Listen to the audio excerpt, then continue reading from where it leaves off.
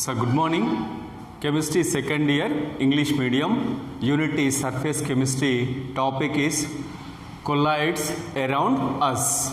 Okay. Then so let's see the so what are the colloids around us? Let's see. Then so most of the substances we come across in our daily life are colloids. So let's see the most important information about colloids. Let's discuss. Then first one. So blue color of the sky. Then fog, mist and rain. Next one, food materials, blood, formation of deltas, soils. Okay, so these are the very interesting points about colloids. Then first one is a blue color of the sky. Why the sky looks like a blue color? Let's see. So dust particles along with water vapor suspended in air scatter blue light which reaches our eyes, and hence the sky looks blue to us. Okay, yes. The air which is in atmosphere is having full of dust particles along with water vapor. When the sunlight passes through here is this water vapor which are present over the surface of dust particles. The blue light can be scattered. That's why that scattered blue light reaches our eyes. Then the sky looks like it is a blue color. Okay, so this is the reason. Then next one is fog, mist and rain. Yes. When a large mass of air containing dust particles is cooled below its dew point, the moisture in the air condenses on the surfaces of the particles, forming fine droplets. So these droplets, being colloidal in nature, continue to float in air in the form of mist or fog. Okay, yes. So how the mist or fog is formed? The same reason is what? Then is air, so which is present in atmosphere, is having full of dust particles associated with water vapor. Okay, when this air is cooled, so below its dew point, then the water vapor present on dust particle surfaces can be condensed. As a result of that, then what happens is the droplets are formed. Okay, these droplets are floating in air. As then that is a floating droplets looks like here is a fog or here is a mist. Then next one is rain. Yes. So what about rain? So how the rain is taken for example of a colloid? So let's see. Then before that here is a clouds or aerosols. Clouds are aerosols having small droplets of water suspended in air. On account of condensation in the upper atmosphere, the colloidal droplets of water grow bigger and bigger in size till they come down in the form of rain. Sometimes rainfall occurs when two oppositely charged clouds meet. Okay, then so how the rain is happened? Okay, how it raining. Then so before that there is a raining, there is a clouds are formed. Okay, so these clouds are examples for aerosols. aerosols. Okay, how the aerosols are formed is, then yes, again there is a air is composed of, air is associated with a lot of dust particles. Okay, lot of dust particles. Then yes, these dust particles are having here is a they associated with here is a water vapor. Okay, so these water vapor is a condensation. Because of the condensation, the water vapor can be formed as, here is a droplets of water. Okay, so these droplets of water grow bigger and bigger in size till they come down in the form of rain. Okay, then sometimes the rainfall happens, yes, because of when two oppositely charged clouds meet. Okay, then yes, so here is rain is as a result of clouds. Okay, these are clouds are examples for aerosols. Okay, aerosols means what? Aerosols are formed by means of water vapor in air. Okay, when so water vapor is condensed by means of cooling, then what happens is water vapor are converted into droplets of water. Okay, these are droplets of water is in the form of rain. Okay, then sometimes the rainfall is happened is because of oppositely charged clouds to meet. Okay, opposite charged clouds, when they are come nearer, what happens is, yes, there is a electric arc is produced. Okay, electric arc is produced, then here is a clouds gives the rain. Then next one, let's see. So it is possible to cause artificial rain by throwing electrified sand or spraying a soil carrying opposite charge to the clouds from an aeroplane. Okay, then artificial rain.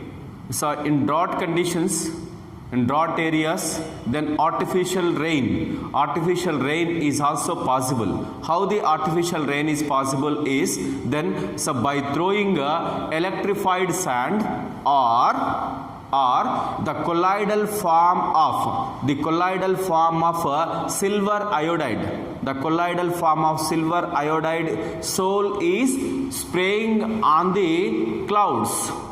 As a result of that, clouds gives the rain. So this is the artificial rain. In artificial rain principle also here is a having a colloidal nature. Okay, then the colloidal form of silver iodide cause the here is a artificial rains. So this is happened, yes, by spraying from aeroplanes on the clouds. Then yes, this is about fog, mist, rain. How fog is happened, how fog and mist is happened, then how the rain is happened, so are discussed. Simply is a fog and mist are caused by means of the dust particles present in air.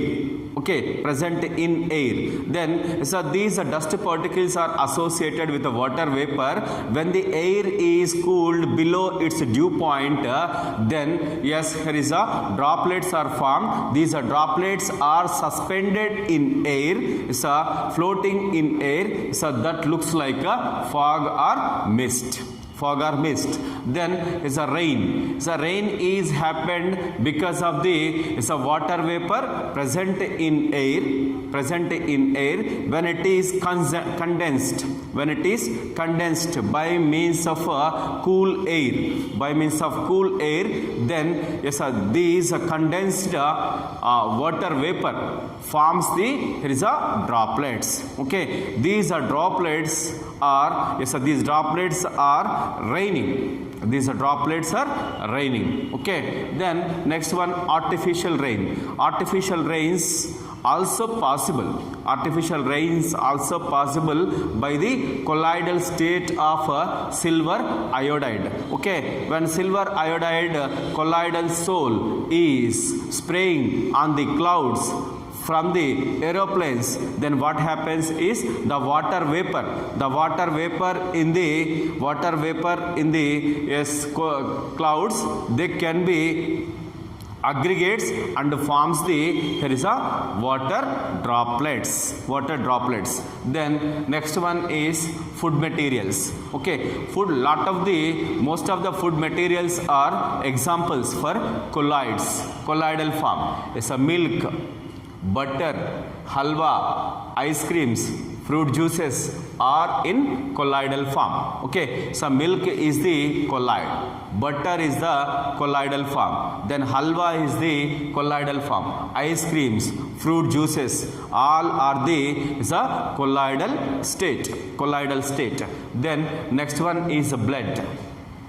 Blood is also a colloidal form. Then how it is formed? Then it is a colloidal form of albuminoid substances. Okay, albuminoid substances. Then yes, that means what? Albuminoid substances means what? It is a protein. Okay, yes, protein substances. Then the styptic action of alum and FeCl3 solution is due to coagulation of blood, forming a clot which stops further bleeding. Yes, there is already discussed, blood is the colloidal form of albuminoid substances. Albuminoid means what? It is it belongs to, here is a protein. Okay, protein substances. Then yes, here is because of the colloidal state of blood. Yes, when alum, suppose when the skin is what? Rupture, then here is a blood is, here is in general the blood is, here is a bleeding takes place. Okay, yes, in order to stop the bleeding, what happens is simply by applying alum or FeCl3, then what happens? The alum or FeCl3 coagulate the colloidal blood. As a result of that, a clot is happened. Yes, because of the clot, then yes, here is what? Here is a bleeding can be stopped. Yes, the stop. Yes, here is a the formation of a clot, and which stops the further bleeding. That action is called as a styptic action. Okay, styptic action means what? Yes, when alum or FeCl3 is applied on the wound or is a bleeding position, then yes, bleeding place, then here is what? When alum or FeCl3 can interact with the blood and forms the clot. Okay, so because of the clot, there is a bleeding is stopped. So this is called as styptic action. Okay, so styptic action is possible because of the colloidal state of blood. Then next one is formation of deltas. Okay, so deltas are the very fertile lands.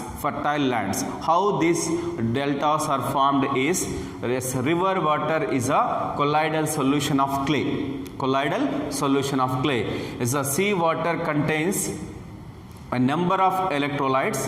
When river meets the sea water, the electrolyte present in the sea water coagulate the colloidal solution of clay, resulting in its deposition of clay with formation of deltas. Okay, it's a delta. So in general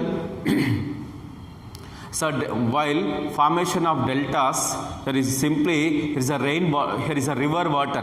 So river water is a colloidal form of a clay. River water is a colloidal form of a clay. Okay, so a lot of clay particles are observed in river water.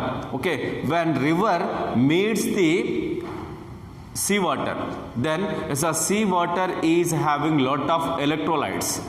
Sodium chloride, sodium bromide, sodium iodide. Okay, a lot of electrolytes are present in sea water. Okay, these electrolytes, when these electrolytes interact with the colloidal form of a river, that is a colloidal form of a clay, then what happens is the clay particles can be coagulated. Clay particles can be coagulated. As a result of that, they settle down. Here is a coagulated particles. Coagulated particles are settled down. As a result of that, the most fertile lands are happened by means of interaction between electrolytes and a colloidal form of river water. Okay, river water. Yes, then so let's see soils. Soils means again here is a fertile soils are colloidal in nature, in which humus acts as protective colloid. On account of colloidal nature, soils absorb moisture and nourishing materials. Okay, then soils, soil formation. The soils in general, fertile soils are colloidal in nature. Yes, how what is the criteria for fertile lands is when soil is associated with a lot of humus, then so that is considered as here is a fertile land. Okay, yes, here is a humus is nothing but what here is a humus is it act as a protective colloid. Okay, protective colloid. Then yes, because of the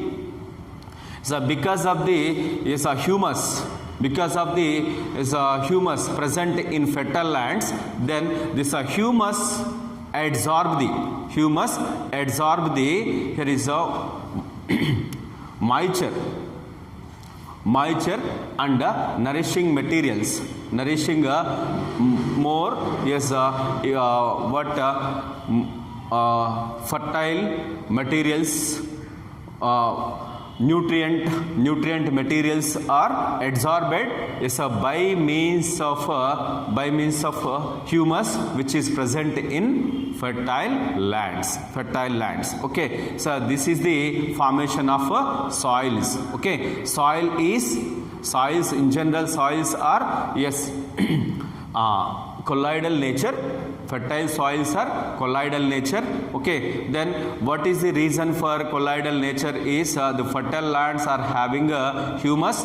Okay, this humus act as a protective colloid. So because of the presence of a humus, it can absorb the fertile lands can absorb the moisture and nourishing materials. Okay, so this is about colloids around us. Then first thing is the blue color of the sky,